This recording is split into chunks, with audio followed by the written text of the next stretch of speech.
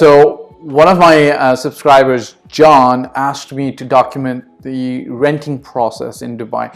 And I think this would help a lot of people moving into Dubai, people who are already based in Dubai, perhaps getting a little bit more insight on how the rental process works. This would also help landlords who are looking at self-managing their properties and don't have a property management company in place. The video is going to flow from a tenant's perspective though, okay? It's not going to flow from the landlord's perspective. Maybe another day I'll make a video that flows from the landlord's perspective. What are the things that you need to be doing? Okay, so let's hit it.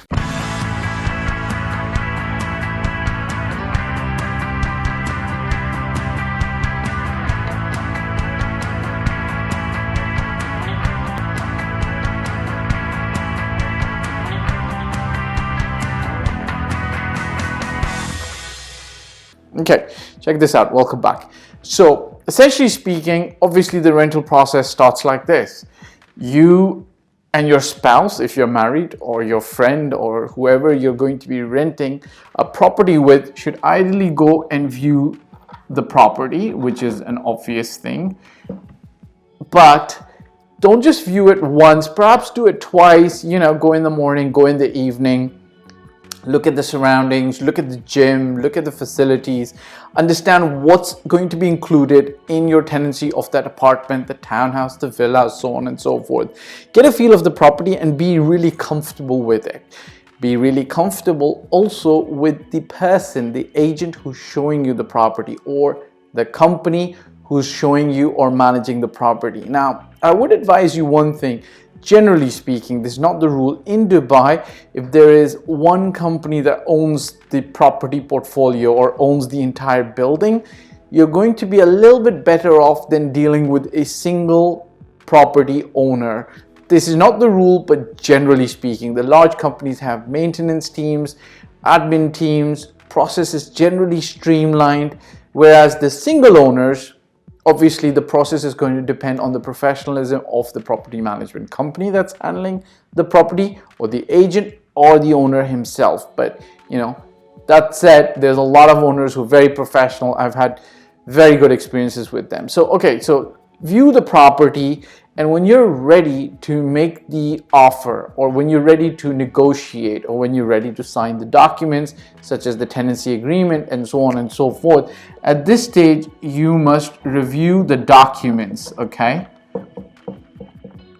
Which includes the title deed. You must ask for the passport copy of the owner, the title deed which shows that the owner actually owns the property. You can go to the Dubai Rest app. So the Dubai Rest app, it's pretty self-explanatory how you can check if the title deed is actually valid and kosher or halal, right? So is actually in good stead, okay? So you just want to make sure that, there is no fraud involved and stuff like that.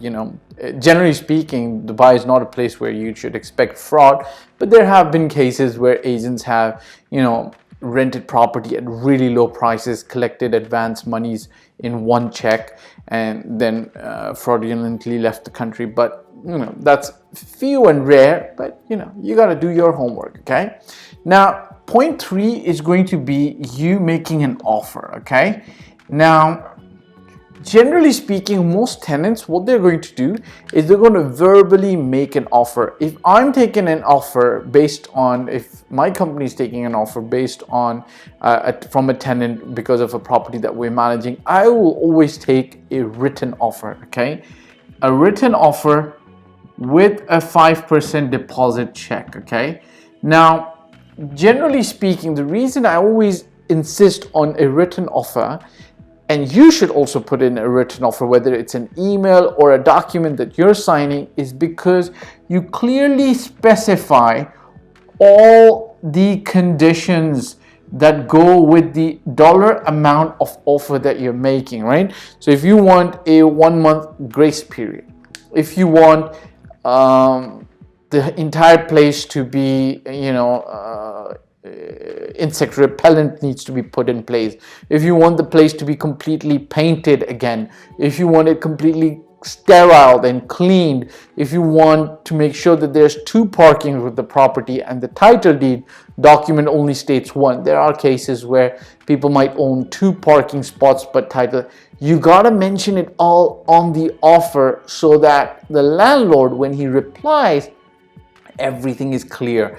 A lot of times agents will miss out the nitty-gritty or the details, and it just adds a little bit extra stress towards the end. You know, maybe you specified the rent, but you asked for 25 extra days or 10 extra days for move-in, and the agent forgot to mention that to the landlord, and to no fault of the landlord, the moment you're about to sign the agreement, you know, the extra grace days aren't mentioned, and then just adds for extra agitation.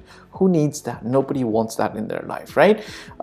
So at this stage, if you have clearly identified that all is okay, then something that I will mark, not as a point, but something that I will suggest that you should do is you should go and check. So in Dubai, every tenancy agreement is registered with the Dubai government, and you get something called an ajari, okay?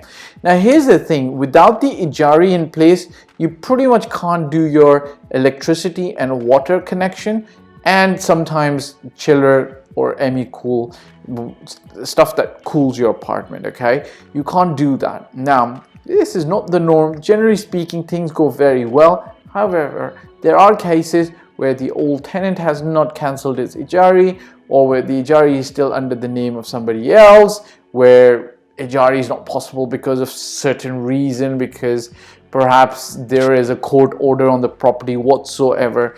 Before you get to the tenancy agreement signing stage, my personal recommendation is you take out an hour, perhaps a little bit more, go to the Dubai authorized ajari center, show them the documents, which includes the title deed, the passport copy. Tell them that you're the tenant looking forward to renting this apartment, townhouse, villa, what have you. Is ajari all in the clear? They will give you, because they're the authorized government department, they're going to tell you all good, okay? Now at this stage, you're going to then maybe, can I write here? Okay, let me write here, because there's several points. You're going to prepare the checks, whether it's 3 checks, 4 checks. In Dubai, you pretty much almost still pay your rent with something called a post-dated check. Okay, so you just post-date them, but you got to hand them over to the landlord or the landlord's representative in advance. And at this stage, you also sign the agreement. Please, ideally read the agreement. Okay, ideally read the agreement. Okay, there is a standard Dubai agreement that's used by everybody. However, there are terms and conditions that the Dubai government allows, real estate regulatory agency, Dubai Land Department allows for terms and conditions to be added to that agreement, which must be mutually acceptable to both the tenant and the landlord. And if the landlord has asked for specific things mentioned, for instance, you know, maybe if you're renting a villa and the landlord has specified that you must use his gardener, even though he costs 200 dirhams more than any other gardener, the landlord has specified that you must use his gardener, and the landlord might have a reason because his previous tenant used some other gardener who kind of pretty much destroyed all the grass, the leaves, the trees, and all the, you know, the landscaping. So this time, if the landlord mentions that and you agree to it, and then if you in the future don't use his gardener or refuse to, essentially speaking, you're going to be in breach of the terms and conditions that you've agreed to. So you gotta read the agreement, right?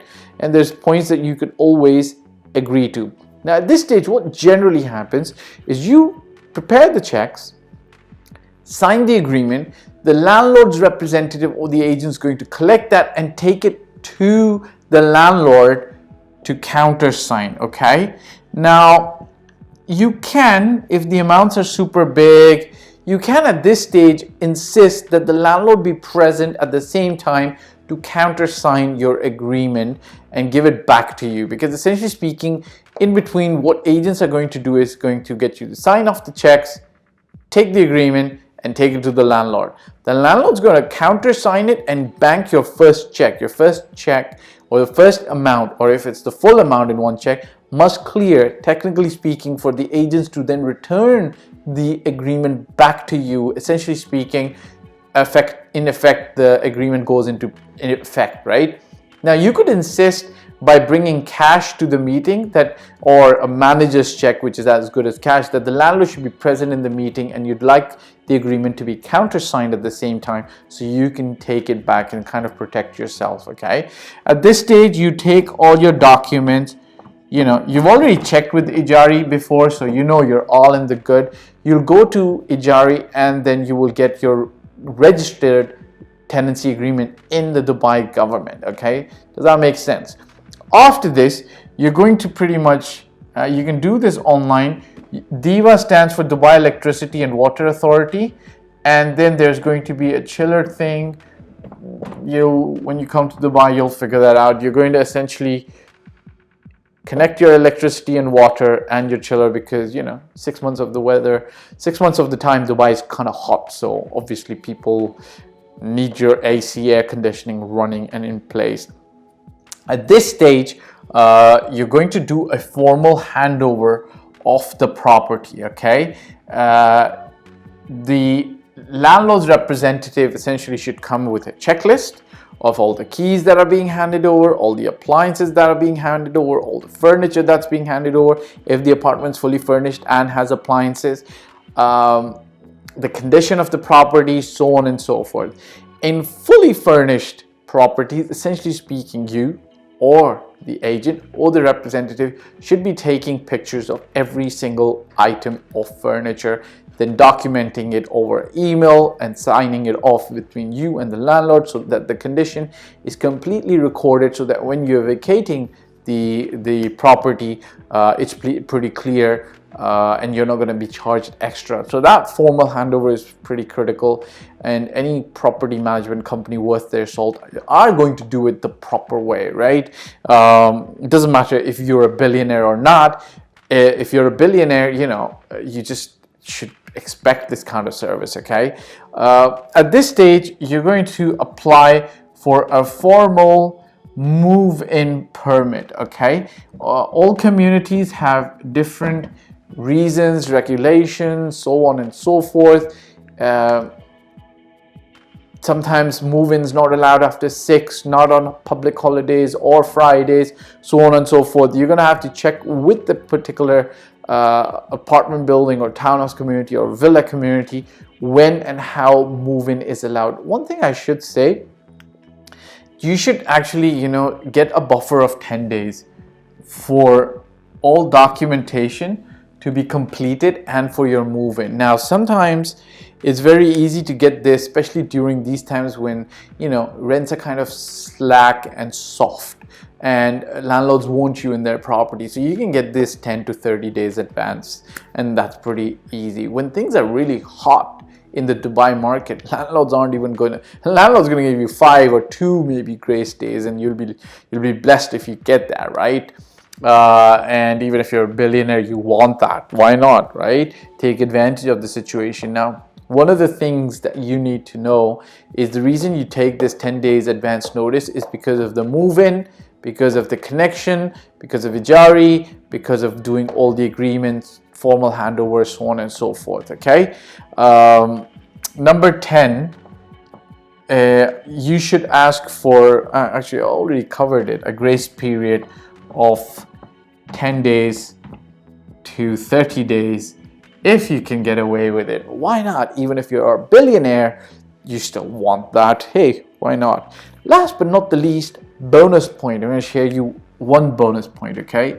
Not to get any negative around this, but I think landlords should start offering this. What you can do is negotiate a management agreement, a maintenance agreement with the landlord. So essentially speaking, what he does is he gets on an annual maintenance agreement with a proper maintenance company, so that God forbid if the AC breaks down or the lights break down or the plumbing breaks down, You are not chasing the landlord or his agent or his property management company to send somebody in an emergency. There's going to be a specific company that the landlord pays upfront for the full year to provide you with 24/7 service in any kind of maintenance related extraneous emergencies, right? So negotiate that, guys.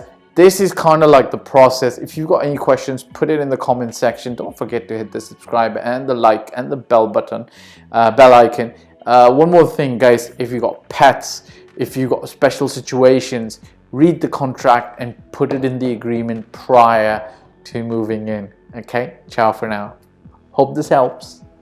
Okay guys, so thanks for watching. My name again is Fahd Dawood. I've been doing this for 14 plus years. I started in 2006 in Toronto, Canada, and since 2007 I've been doing this in Dubai.